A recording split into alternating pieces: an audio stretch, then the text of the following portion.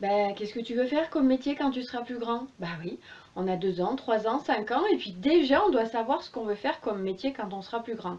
Donc c'est important le métier, c'est important la profession. Ben, pourquoi donc? Ben, parce que dans notre culture, eh bien, ben, c'est le métier qui fait l'homme. Bah oui, on a tendance à juger selon ce que fait la personne. Alors je vous en parle même pas si la personne ne fait rien. C'est que forcément c'est pas une personne bien.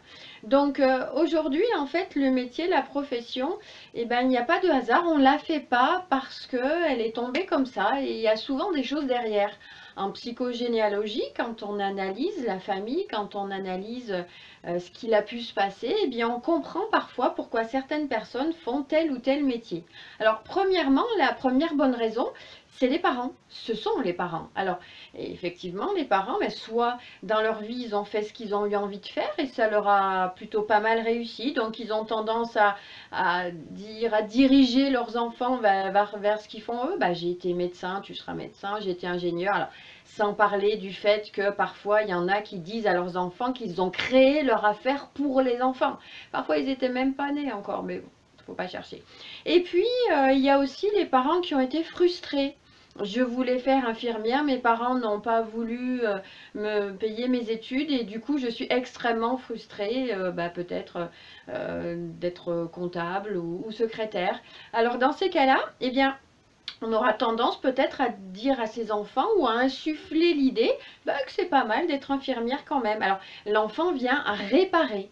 Alors ça peut aussi causer des conflits parce que un parent peut avoir envie que son enfant répare sa frustration, mais il peut aussi lui montrer ce qu'il a raté dans sa vie et parfois il peut y avoir des choses qui se passent pas bien et inconsciemment bien entendu. Et puis il peut y avoir un métier parce que il y a eu une histoire familiale où il a peut-être manqué quelque chose. Allez, je prends un métier tout simple, enfin tout simple mais très compliqué à faire surtout, qui est le métier d'infirmière. Alors, métier d'infirmière, effectivement, tout le monde connaît les infirmières ou les infirmiers, hein, puisque c'est aussi un métier d'homme. Eh bien, quand on y réfléchit, quand on dissèque un petit peu le nom, hein, dans infirmière, eh ben, il y a hier. Et effectivement, on peut penser que dans cette famille, peut-être qu'hier, alors hier, ça peut être il y a longtemps, il y a eu des infirmes, en tout cas des gens qui avaient une infirmité et dont on ne s'est pas vraiment occupé. Donc du coup, l'infirmier ou l'infirmière, eh ben, c'est comme s'il rétablissait dans la famille quelqu'un qui vient s'occuper des gens en fait, qui sont infirmes ou qui ont des infirmités. Alors attention, parce que les infirmiers, comme les aides-soignants, hein, pareil, aide-soignant, c'est aussi quelqu'un qui vient aider quelqu'un, qui soigne quelqu'un. Mais attention, parce que dans soignant, il y a aussi soignant. Voilà. Alors peut-être qu'effectivement, tous ces soignants ont tendance aussi à se nier, à ne pas s'occuper d'eux. Peut-être parce qu'il y a des gens dans leur famille qui s'étaient trop occupés d'eux, qui n'avaient pas bien regardé ceux qui souffraient à côté. Donc attention, on peut être infirmier ou infirmière et ne pas décider de se nier. C'est-à-dire s'occuper de soi. Parce que si on est bien, eh bien les autres seront bien. Donc d'abord, nous sommes les personnes les plus importantes, ne l'oubliez pas.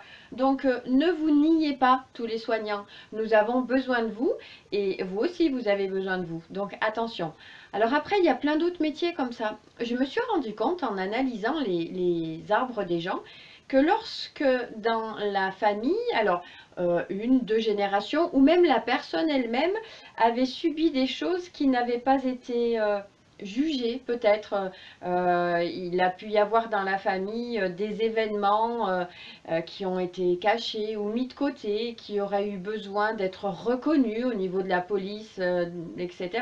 Eh bien, on peut trouver dans la descendance des policiers, des gendarmes, des avocats ou des juges. Alors, effectivement, avocat et juge, ça peut être aussi au niveau d'une histoire, d'une affaire, où il y aurait eu une injustice, ou en tout cas, il y aurait eu un ressenti d'injustice par rapport à la famille, et du coup, on met en place un juge ou un avocat qui vient défendre quelqu'un qui aurait vécu une injustice. Le policier ou le gendarme, ben, lui, il est là pour venir arrêter celui qui fait du mal ou celui qui a fait une chose pas bien. Donc peut-être qu'au-dessus, il y a quelqu'un de la famille qui a subi quelque chose de pas sympa, mais par contre, on n'a jamais peut-être pu arrêter la personne qui avait commis cette chose négative. Après, il y a plein d'autres métiers et si on regarde, en fait, dans chaque métier, il y a une symbolique. Alors, quelqu'un qui fait des ménages, parfois, c'est parce qu'il y a du ménage à faire dans la famille. Hein, il y a un petit peu la pagaille, on dirait. Regardez ceux qui travaillent sur la structure, ostéo, kiné, chiropracteur. Eh bien, parfois, la structure même de la famille est un peu de guingois. Et peut-être qu'on a besoin de quelqu'un pour rétablir la structure ou la droiture de la famille. Parce que à la base, même si les kinés, les ostéos, etc. ne sont pas là pour remettre les gens droits, ils sont quand même là pour aider les gens, en fait, à retrouver une structure de leur corps qui les aide à avancer. Alors après, il y a plein d'autres métiers qui sont intéressants. Alors, on dit par exemple que les métiers de la vente et du commerce sont des métiers de transition, sont entre deux, j'achète, je vends, et que souvent les gens n'y restent pas toute leur vie parce qu'ils se cherchent, voilà, ils sont entre deux. Les métiers de l'informatique, on vit un peu dans le virtuel quand même. Hein. Alors est-ce que la vie qu'on vit est pas très chouette et que du coup on aurait envie de s'en créer une autre de façon virtuelle? Bon, pour certains c'est sûr, on s'en est rendu compte. Pour d'autres, à réfléchir. Alors les gens qui travaillent avec leurs mains, les masseurs, les gens qui font des massages et qui mettent de la douceur, ben peut-être qu'ils ont reçu des choses pas très sympathiques au niveau des mains. Ils sont peut-être là pour montrer que la main peut être douceur au lieu d'être violence. Les thérapeutes parfois sont là parce que dans la famille, il y avait peut-être des gens qui n'allaient pas bien au niveau psychologique, voire psychique, et du coup, ils sont là pour essayer de rétablir l'équilibre chez certaines personnes dans la famille. Attention, hein, on est thérapeute souvent parce que on voudrait rétablir la paix dans le couple de nos parents, hein, parce qu'effectivement, comme ce sont eux notre référence, quand même, on voudrait qu'ils soient bien. Hein. Voilà, donc comme on sait qu'on ne peut pas le faire, parce qu'à chacun sa vie et son histoire, et qu'on est tous créateurs de notre histoire, on le fait chez les autres. Voilà, donc cette petite vidéo peut-être pour vous aider à réfléchir sur votre métier, puis vous posez la question à savoir si ce métier, vous l'avez choisi, s'il ne vous vient pas de quelqu'un d'autre, s'il vous plaît, parce que parfois il peut vous venir de quelqu'un d'autre, mais il peut être complètement une ressource ou bénéfique pour vous. Et puis parfois, il peut vous venir de la famille, des valeurs, des parents, et puis peut-être ne pas vous convenir. Et dans ces cas-là, vous savez très bien que rien n'est figé.